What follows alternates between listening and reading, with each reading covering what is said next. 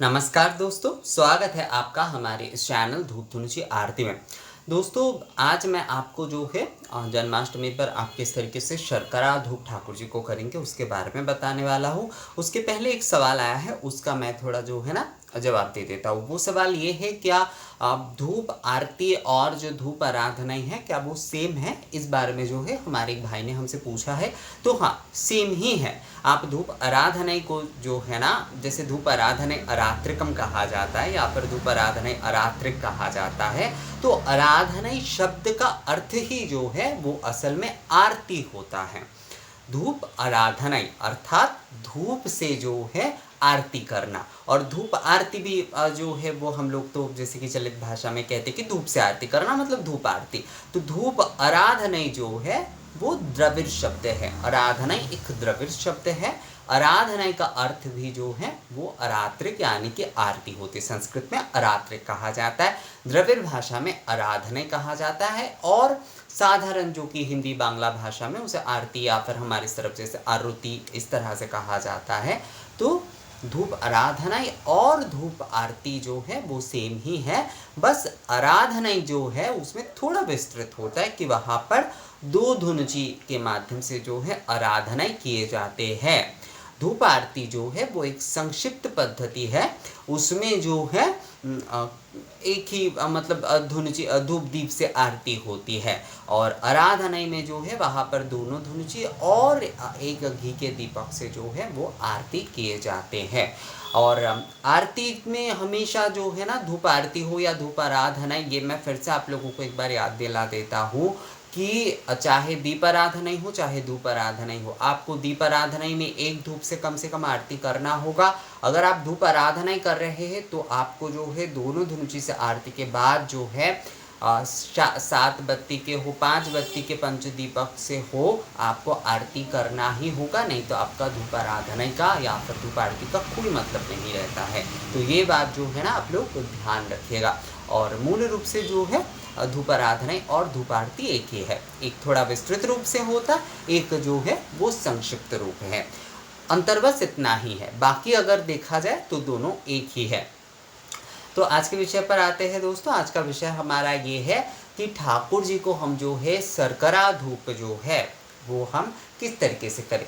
शर्करा शब्द सुनते ही सबसे पहले हम क्या सोचते हैं? शर्करा का अर्थ जो है जैसे कि हमारे सामने चीनी, बताशा, जो मिश्री आती है उसके बारे में ही हमारे सबसे पहले ख्याल आते हैं ना मन में।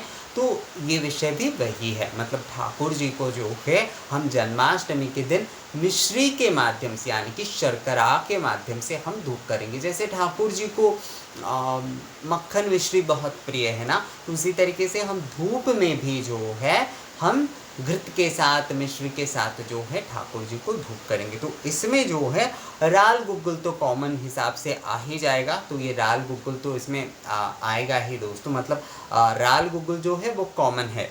तो राल गुग्गुल तो आपको लेना ही होगा, पीले वाले राल और गुग्गुल जो है वो आपको लेना ही होगा।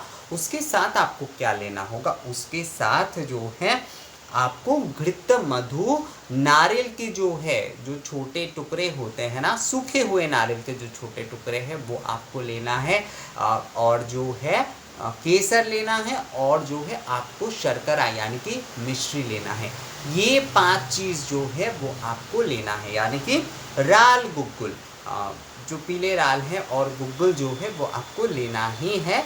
साथ में जो है आपको घृत लेना है, आपको जो है मधु लेना है यानी कि शहद लेना है, नारियल के सूखे हुए नारियल के छोटे टुकड़े आपको लेना है, आपको शर्करा लेना है यानी कि मिश्री आपको लेना है, और जो है आपको केसर लेना है। ये सारी चीज़ें जो है आपको एकत्रित करने का मतलब कभी भी पीसना नहीं होता। बहुत सारे लोग ना एकत्रित पीस लेते हैं। एकत्रित करने का मतलब कभी भी पीसना या फिर एक तरीके से जो है उसे उस तरह से मिलाना नहीं होता। मतलब मिलाने का मतलब होता है, मिलाना तो होता है, एकत्रित करने का मतलब बस हल्के तौर पर, मान लीजिए घृत में आपने मधु दे दिया, आप पहले जो है नारियल की टुकड़ी ले लीजिए, उसके ऊपर घी दे दीजिए, उसमें जो है आप मधु दे दीजिए, उसमें केसर मिला दीजिए, और फिर जो है शर्करा जो है वो आप मिला लीजिए। तो इससे ही जो है आपका शर्करा धूप बन जाएगा। जब आप धुंची में जला रहे हैं, यानी कि धुंची में आपने धूप प्रज्वलन किए, आप अगर कपूर से कर पाते हैं, मतलब भीमसेनी कपूर से अगर जो है ये शर्करा धूप जलाते हैं तो बहुत ही अच्छा है। जलाने के बाद जो है आपको जो है राल गुग्गुल आपको अलग से देना चाहिए, और उसके बाद ये जो सारे 5 जो मिश्रण यानी कि घृत, शहद, नारियल के टुकड़े, केसर और जो शर्करा है, ये जो सारे एकत्रित करके आपने रखे हैं, अब वो आपको जो है ना शर्करा धूप या पर जैसे कि धूप नैवेद्य माटी के तरह जो है आपको इसे धुंची में देना है। तो सबसे पहले जो है आपको धुंची जलाना है, प्रज्वलन करना है नारियल के छिलके आदि से। बहुत सारे लोग कहते हैं कि क्या हम कंडे में नहीं जला सकते? हाँ, आपके वहाँ पर अगर शुद्ध कंडे मिलते हैं। एक्चुअली कंडे ना मैं बहुत अवॉइड करता हूँ। इसके पीछे का कारण एक तो है कि मेरा बहुत ख़राब एक्सपीरियंस रहा है कि कंडे में ना बहुत कुछ मिला दिए जाते हैं और कुछ ऐसे प्रकार की चीज़ें होते हैं। अब बहुत सारे लोग कहते हैं कि ताज़े गोबर भी तो मिल जाते हैं, आप गौशाला से लेकर आकर वहाँ से भी बना सकते हैं। हाँ, वो बनाया जा सकता है। उसमें भी कंडे में भी जो है ना ये नारियल छिलके थोड़ा बहुत छोटे छोटे काट के मिलाकर जो है वो कंडे बनाए जाते हैं। मैंने अपनी दादी को देखा है, वो उस तरीके से बनाती थी इस प्रकार का कुछ। पर वैसे तो ज़्यादातर देखिए हमारे इस तरफ नारियल के छिलके का ही उपयोग किया जाता है, क्योंकि कंडे जो होते वो पशुजात होते हैं, और जो नारियल के वृक्ष होते वो सबसे पवित्र, जैसे गौमाता पवित्र होते पशुओं में, नारियल के वृक्ष जो है वो पेड़ों में जो है सबसे ज़्यादा जो है ना श्रेष्ठ माने जाते हैं और सबसे ज़्यादा पवित्र माने जाते हैं। तो नारियल के छिलके ही जो है शुद्ध मानकर यहाँ पर पूरब की तरफ बहुत ज़्यादा इसका प्रचलन है। आपको बंगाल से लेकर बनारस तक इसका प्रचलन मिलेगा। हालांकि बनारस में कंडे से भी जलाते हैं, पर आपको वहाँ पर भी ये प्रचलन मिलेगा आपको। हमारे इस तरफ तो बहुत ही ज़्यादा है। पहले के ज़माने में जिनके घर में गौ माता थे, उनके घर की बात अलग थी कि वो एक बार जो है छिलके से जलाते थे, एक बार कंडे से भी जला लेते, या फिर विशेष कुछ नियम के चलते। पर आजकल जो है नारियल के छिलके में ही ज़्यादातर जलाए जाते हैं। जो भी हो, आपके वहाँ पर अगर जो है मिलता है तो अच्छी बात है। मेरे लिए उपले बनाना या कंडे बनाना संभव नहीं है। मेरे पास सच में जो है उतना समय नहीं है, उतना समय नहीं है। पर हाँ, मैं तो कभी कभी कुछ चीज़ों में जो है कुछ मन करता है।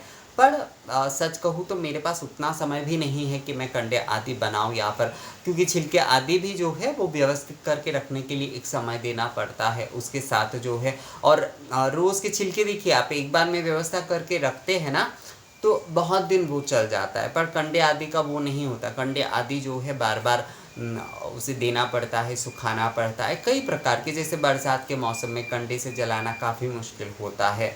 तो मेरे लिए तो पॉसिबल नहीं है कि ताज़े गोबर लेकर आकर जो है कंडे आदि बनाकर जो है धूप बनाना, मतलब कंडे बनाना जो है, कंडे के लिए गोबर आदि लेकर। जिन लोगों को जो लोग कर पाते हैं वो अच्छी बात है। देखिए, सभी सब कार्य कर पाएंगे ज़रूरी नहीं है। तो आप में से जिन लोगों को नारियल के छिलके आसानी से मिल रहे हैं और जो लोग उसमें करना चाहते हैं वो लोग उसमें करिए। अगर किसी को शुद्ध कंडे मिल पा रहे हैं तो वो उसमें भी कर सकते, कोई समस्या उसमें है ही नहीं। पर मेरे पास, मैं बहुत साफ तौर पर कहता हूँ, बहुत सारे लोग मुझे कहते हैं कि आप नारियल के छिलके की अग्नि क्यों जलाते हैं, और कंडे का अग्नि और भी ज़्यादा अच्छा होता है। तो दोनों ही शुद्ध होते हैं। ऐसा नहीं है कि केवल कंडे का शुद्ध होते, दोनों अग्नि ही जो है वो शुद्ध है। और इसमें जो है आप ठाकुर जी को बिल्कुल जो है धूप कर सकते हो, उसमें कोई समस्या बिल्कुल नहीं है। तो आपको जो है सर्वप्रथम आपको धुनुची जलाना है। आप भीमसेनी कपूर से भी जला सकते हैं, या फिर जो है घी के बाती से भी आप जला सकते हैं। नारियल के छिलके के साथ जलाइए। उसके बाद जो है उसमें पीले राल और गुग्गुल जो है वो आप दीजिए, और उसके बाद जो है आप जो कि एक साथ करके जो नारियल की सूखे नारियल के छोटे टुकड़े, और उसके साथ जो है घृत, शहद, केसर और जो है शर्करा, शर्करा का जो भाग है ना वो थोड़ा इसमें ज़्यादा रहेगा, यानी कि जो मिश्री है उसका भाग जो है वो इसमें ज़्यादा रहेगा। बहुत सारे लोग कहते हैं कि शर्करा में क्या सफ़ेद बताशे आदि चढ़ाए जा सकते हैं, या फिर केवल बताशे जो मिलते हैं वो चढ़ाए जा सकते हैं या नहीं। तो दिए तो जा सकते हैं, समस्या नहीं है उसमें, पर अगर आप जो है मिश्री का उपयोग करते खासकर जन्माष्टमी के पूजा में तो वो ज़्यादा अच्छा रहेगा। तो मैं आपको कहूँगा आप मिश्री का ही उपयोग करने की कोशिश करिए, और मिश्री तो सारी जगह पर मिल ही जाएंगे। ऐसा नहीं बोल सकते आप लोग कि मिश्री हमारे यहाँ पर नहीं मिलता है, मिश्री हर जगह पर मिलता है, भारत में हर जगह पर मिश्री मिल जाता है, कोई समस्या नहीं होती है उसमें। तो आप जो है इसी प्रकार से जो है शर्करा धूप ठाकुर जी को करिए। ये धूप जो है आप धूप सेवा में कर सकते हैं, ये जो है आप धूप नैवेद्यम जब दे रहे हैं तो उसमें कर सकते हैं, या फिर जो निवेदन कर रहे हैं या फिर ठाकुर जी के सामने ऐसे ही आप जो है कोई नैवेद्य स्वरूप जो है धूप प्रदान करना चाहते हैं तो उसमें भी आप ये शर्करा धूप कर सकते हैं। और इसमें तुलसी पत्र भी जो है आप दे सकते हैं दोस्तों। हाँ दोस्तों, इसमें तुलसी पत्र भी जो है आप उसका भी प्रयोग कर सकते हैं। वैसे ठाकुर जी के सारे चीज़ों में ही जो है आप तुलसी पत्र दे सकते हैं। जैसे कि आपने जो धुनुची आपने रखे, यानी कि जो धूपकंडी अपने रखे, उसके ऊपर आप एक तुलसी पत्र देकर रखिए, चंदन तुलसी पत्र देकर आप रखिए, तो ये बहुत ही अच्छा रहेगा, बहुत ही अच्छा रहेगा वो।